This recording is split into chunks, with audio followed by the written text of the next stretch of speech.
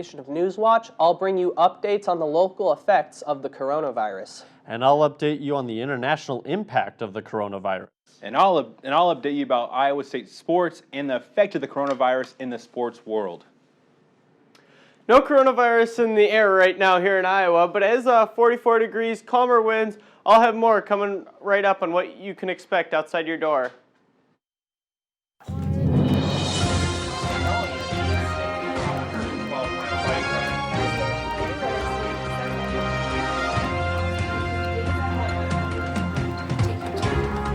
Don't go anywhere. NewsWatch starts now. Hello and welcome to NewsWatch. I'm Jim Heinrichs. And I'm Sebastian Krembuszewski. Thank you for joining us. Italy has become the most recent location to expand its entire country into quarantine as coronavirus deaths surge. Yesterday, they reported a surge of 1,807 confirmed cases nationwide, bringing the total to at least 9,172 cases, which is the largest daily increase in Italy in terms of absolute numbers since the contagion first came to light. Schools and universities all over the country will be closed until April 3rd, and that bars and restaurants will have to close at 6 p.m. These announcements mark the most extensive efforts taken by a government outside China. On the positive side, the virus has appeared to be slowing down in China and in Singapore. The virus is currently present in more than 100 countries around the world, and the total cases have surpassed 100,000. In local news, the Iowa Board of Regents released a statement today calling for the 3 regent universities in Iowa to move quickly toward online instruction for all current classes. This message comes in response to the growing prevalence of COVID-19 or the coronavirus concerns throughout the U.S. The board wants to ensure that these universities are prepared for this eventuality going into the week of spring break. Iowa State, Iowa, and UNI are all expected to release more information by this Thursday. In addition, the board will extend its travel ban for university-sponsored international travel. The 30-day ban will increase by 7 days every Monday until conditions improve, effective yesterday. Students at Grinnell College will leave on spring break this Friday, then not return for the rest of the year. All students must leave campus by Monday, March 23rd. The rest of their classes will be online. College officials say possibly high transmission rates and the possibility of students returning from break with the virus contributed to the decision. Online learning will officially start for the students on March 30th. Any students in financial need should contact the Grinnell College Division of Student Affairs. The impact of the coronavirus is spanning beyond physical effects. Relationships are being put on hold. Bonnie Poland is no longer able to visit her husband, Gerald Poland. Gerald is currently at a nursing home in Portland, Oregon. Bonnie visited Gerald twice a day before the outbreak of the coronavirus took place. The nursing home is restricting visitors due to the coronavirus outbreak. A sign is posted on the nursing home's door. Bonnie read the sign twice. She then hurried past it to see Gerald. Bonnie told Gerald, quote, "Sweetie, I'm not going to be able to come see you for a while," end quote. Gerald is in the end stages of Parkinson's disease. Bonnie explained to Gerald the virus's spread. Before leaving, Bonnie said, quote, "I don't know when I'll see you again," end quote. She doubts Gerald understood the interaction. The couple married 58 years ago and is rarely apart. Yesterday, an Iowa City man was accused of stealing medical museum artifacts from the University of Iowa hospitals and clinics. Alexander Torres is the current suspect for breaking in the museum in February and was spotted wearing a stolen U of I School of Nursing cap and cloak that dated back to the 1900s. Police executed a search warrant on Torres' backpack Thursday and found the stolen nursing cap, as well as 1925 field hyperemic needle and a pain management kit. The cape was valued at $400 to $500, and the kit was valued at $500. Torres has had a history of similar crimes, including breaking into the old Capitol building on October 1st, and on September 16th was arrested stealing from a gas station. With this latest crime, Torres faces up to 2 years in prison for third-degree theft possession of burglary tools. Stay tuned, we'll be right back. You're watching NewsWatch. Welcome back to NewsWatch. Alabama's death penalty laws are under major scrutiny after the execution of Nathaniel Woods last Thursday. Woods was sentenced for his involvement in the killing of 3 police officers back in 2004. Woods' co-defendant, Carrie Spencer, confessed to shooting all 3 of the officers and claimed that Woods was completely innocent as Woods ran away from the violence. Alabama's governor, Kay Ivey, allowed the execution to move forward, saying that no evidence showed that Woods tried to stop the gunman from attacking the officers. Ivey called Woods, quote, an integral participant in the intentional murder of these 3 officers, end quote.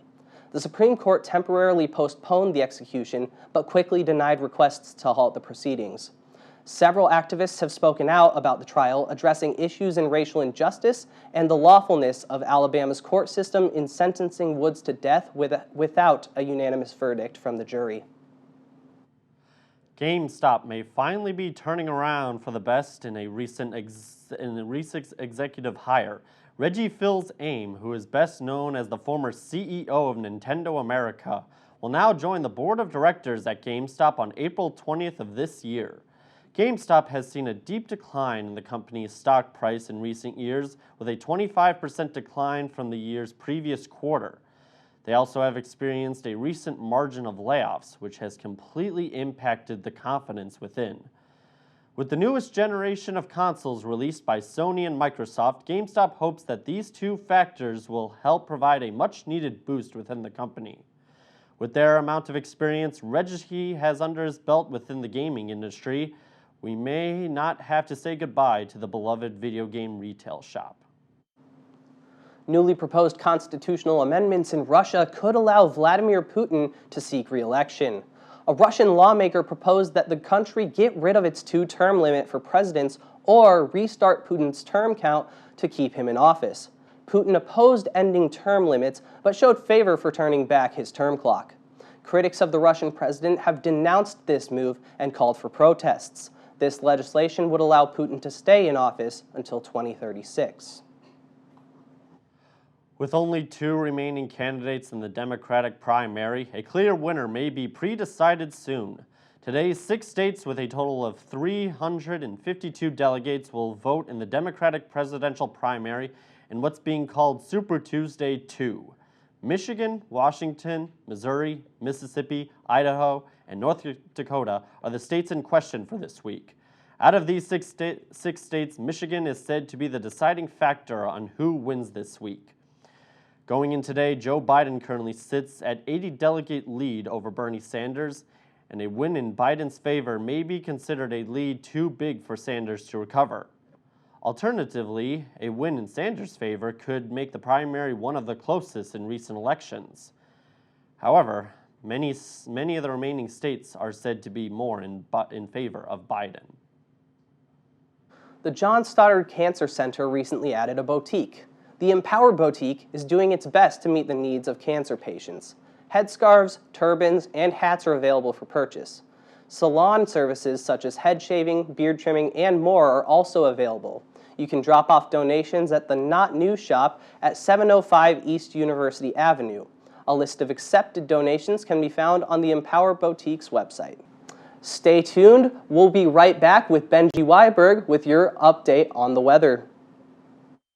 Welcome back to NewsWatch. I'm meteorologist Benji Wyberg. Take a look at our satellite and radar. We have some rain in the northern part of the state. We had a little bit of snow up in Minnesota, but it's pretty much just rain in the northern part of the state. It's pretty much breaking up later today, but we have had nothing to worry about here in Ames. So temperatures right now, we got 30s for a majority of the state, 44 here in Ames, 39 down in Creston, but pretty cool for the last couple days than what we've been seeing over the last over the last week. Take a look at our future wind. Pretty calm for a majority of the time, although we do have this huge swath of northwesterly wind coming down, which is going to bring wind speeds very high. So 22 in Spencer. This is Thursday at 1 p.m. Nothing to worry about tomorrow, but your Thursday is going to be a little bit windy. 19 here in Ames at 1 p.m. And as we continue to move on, it's going to be about 20 or high 20s for a majority of the state Thursday afternoon.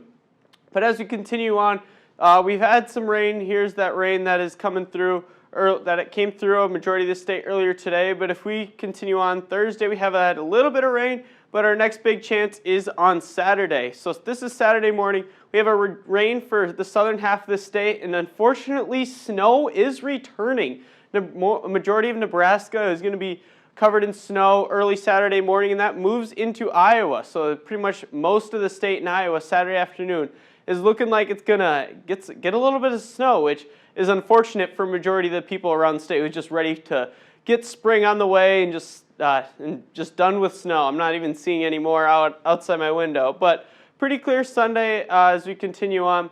Our forecast for tonight, though, is going to be pretty clear skies, 34 degrees, south winds about 4 to 6 miles an hour. Nothing too bad to worry about. But if we go on into tomorrow, 51 degrees Fahrenheit for high temperature tomorrow. Very sunny, pretty clear. Nothing to worry about too much. The winds are going to be pretty calm, but Thursday is going to be your big wind problem. So if we look at our extended forecast, 40% chance for rain on Thursday, which is where our rain and wind are going to come. But 48 on Wednesday, 37. So our pretty cool weekend. We got a little bit of snow on Saturday, so if you're traveling anywhere, you want to be careful of that. But pretty clear on Wednesday, and as you get into early next week, it's going to stay pretty darn cool in the 40s. Welcome back, everybody. I'm Kobe Gaines with your sports report. The Cyclone women's basketball team pulled off an historic 57-56 upset over second-ranked Baylor on Sunday at Hilton Coliseum. The senior day victory match is the highest-ranked win in program history. With the game tied and less than a second remaining on the clock, Ashley Jones was fouled in the act of shooting on an inbounds play, sending the sophomore to the free throw line, and Jones knocked down the first and secured a senior day victory to remember. Iowa State's win snapped Baylor's 58-game winning streak in Big 12 play, the sixth longest conference win streak in NCAA history. Iowa State will be the number 4 seed at the 2020 Phillips 66 Big 12 Women's Basketball Championship. That's a long one. The Cyclones will face number 5 Kansas State on Friday. And keep it rolling, ladies. Sophomores Tyrese Halliburton and Rasir Bolton have been recognized by Big 12 basketball coaches with all-conference honors. Halliburton earned all Big 12 second-team accolades, while Bolton earned an honorable mention. Halliburton played 22 games before missing the final 8 games of the regular season due to a broken left wrist. Halliburton led the Cyclones with 15.2 points, 5.9 rebounds, and 2.5 steals. He reached double figures in 18 games this season, scoring 20 or more points 6 times. Congrats, fellas. Redshirt junior Ian Parker and redshirt freshman David Carr earned individual Big 12 titles on Sunday night at the Big 12 Championship in Tulsa at 141 and 157 pounds. As a team, the 21st ranked Cyclones finished second to Oklahoma State. Eight Cyclones finished in the top 5 at the respective weights, and all 8 earned spots at the 2020 NCAA Championships in Minneapolis. Go get them, boys. Serious news in the sports world. Major League Baseball, along with NBA, NHL, and MLS, will close locker rooms and clubhouses to the news media and any non-essential personnel starting today. In addition, the leagues will consider further options to protect themselves from the potential pandemic while preparing for and playing out their respective seasons. A joint statement issued Monday by the 4 leagues said, I quote, after consultation with infectious disease and public health experts, and given the issues that can be associated with the close contact and pre- and post-game settings, all team locker rooms and clubhouses will be open only to players and essential employees of teams and the team facilities until further notice. Media access will be maintained in designated locations outside of the locker room and clubhouse settings, end quote. And for now, neither the NBA nor MLB plan to postpone games as well as play them without any fans. The Ivy League canceled its men's and women's basketball conference tournament this morning because of concerns about the spread of the coronavirus. The 4-team tournaments were scheduled to be played Friday through Sunday at Leavitt's Pavilion in Cambridge. The Ivy League will award its automatic NCAA tournament bids to the regular season champions, the Princeton women and the Yale men. The tournaments are the first of the Division I basketball level to be canceled because of the coronavirus outbreak. I'm Kobe Gaines, and that is your sports report. Welcome back to NewsWatch. Today marks Mario Day. celebrating the beloved video game character from countless Nintendo games over the years. The date was picked up based on the wording of March 10th, spelled MAR-10. Mario has appeared in over 200 games dating back to the original Donkey Kong arcade cabinet in 1981. Some major retailers such as Amazon, Walmart, Target, and GameStop are marking down classic Mario games for the week as part of the celebration. And if you are fully stocked on the games, retailers are also giving discounts on the accessories within the Mario name brands such as lamps, plushies, and action figures. Mario is considered by many to be the most recognizable and most popular video game character of all time. A new Dr. Seuss book will be published in a few months. Random House Children's Books announced the book will be published on September 3rd. The book is titled Dr. Seuss's Horse Museum. Seuss left notes and sketches for the book. It had not been finished, however. Australian publisher Andrew Joyner recreated Seuss's visual style. The book will reflect Seuss's interest in art. The first printing will be 250,000 copies. Now, I gotta say, I've never thought of that MAR-10 spelling out Mario. That's pretty crazy. Yeah, it was a crazy one to find, definitely. Man, Mario to get his own holiday, who knows who'll get their holiday next? That's what I'm saying. I agree. I agree. Sonic, he's got his new movie, so maybe he's the next one. And they had to push it back too. He was ugly the first time they saw him. I mean, but now it looks like Sonic. He was probably beautiful on the inside, On the though. inside, that's all that matters, Yeah, right. Yeah, That's what mistakes I are think. in the past. Yeah, there we go. Anyway, that's all for the News Watch tonight. Thanks for watching. And stick around for Cyclone Insiders up next at 9 p.m. Stay classy and stay healthy, Ames. Have a good night.